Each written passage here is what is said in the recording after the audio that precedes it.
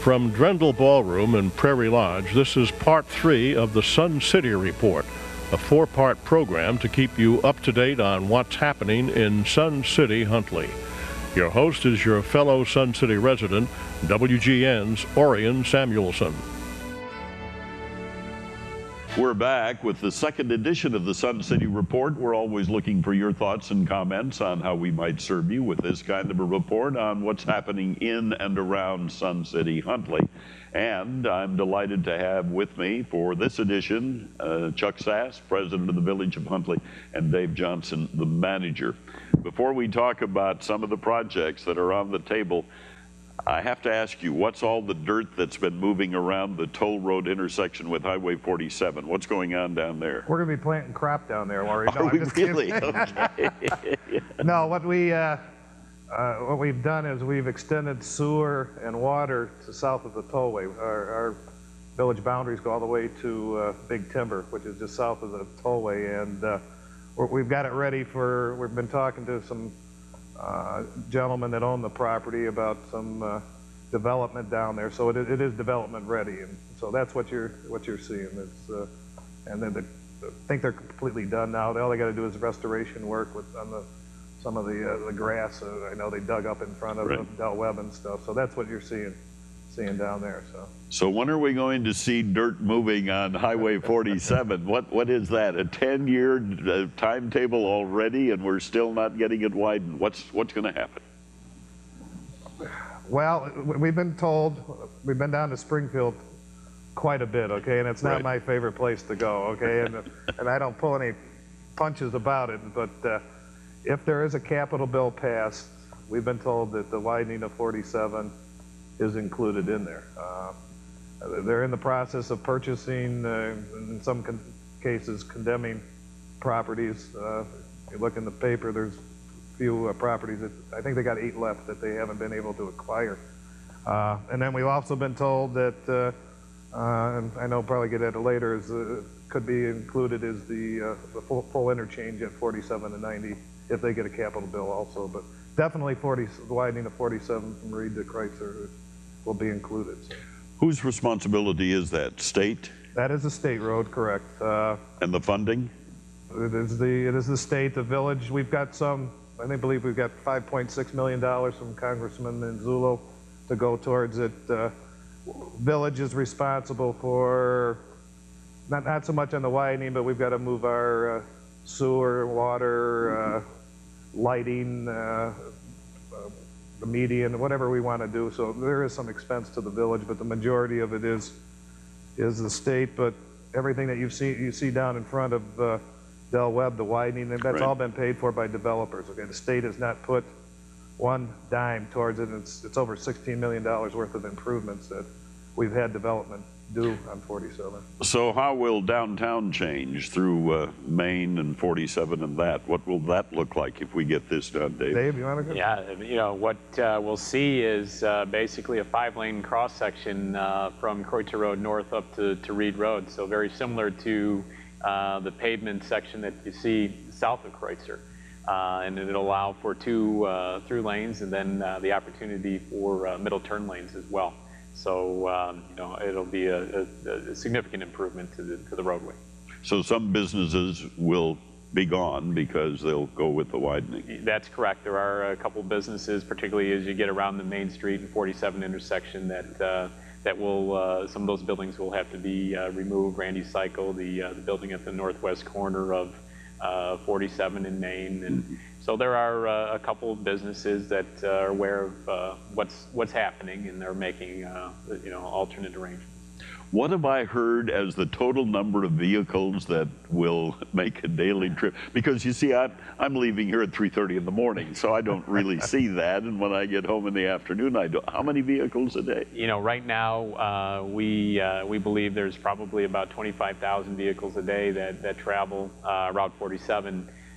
In 2030, and this is directly at the tollway in 47, we estimate that that number will increase to 70,000 vehicles a day, which will make it one of the most highly traveled roads in the state's traffic network. What about four-way interchange? We've talked about that for a long time. Now, that involves federal money? No, there will be no federal money involved. We made that decision because it just slows up the process. Okay. Can you believe that? It's federal government No. would slow the process, but it does, okay? Yeah, we're from the government here to help. Exactly. Yeah. So, but we've got a unique setup there. It's a 5 government bodies are involved. We've got the Village of Huntley, we've got McHenry County, we've got Kane County, we've got the Tollway, ISTA, and we have IDOT, all contributing money to this. And believe it or not, it's up to about a $67 million project, and I can remember back they were throwing out 15 to 20 million, and it's increased that much already. But No fixed schedule on? we're doing what they call phase 1 engineering, which will be completed in June of this year, and then our plans are to continue with what they call secondary engineering, which will be the actual design of the interchange. And we're hoping it'll be done by 2010, with construction to start in 2011 is what the plan is. So let's hope 47 is widened before that happens, because Exactly. then we're going to get a lot more traffic. What about rail commuting? Is that still on the table somewhere, Dave? It is.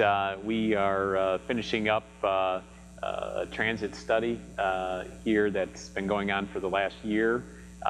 We are looking right now at 2 locations in the village for a commuter rail station, and one of them up on the northwest end of the village, Coyne Station, is one of the possible sites, and then down on the southeast corner, Kreutzer Road in the tracks. And those 2 sites, what we've done, basically have gone through a planning process that one, to make sure that we're not walling off any opportunities there when proposed developments come forward.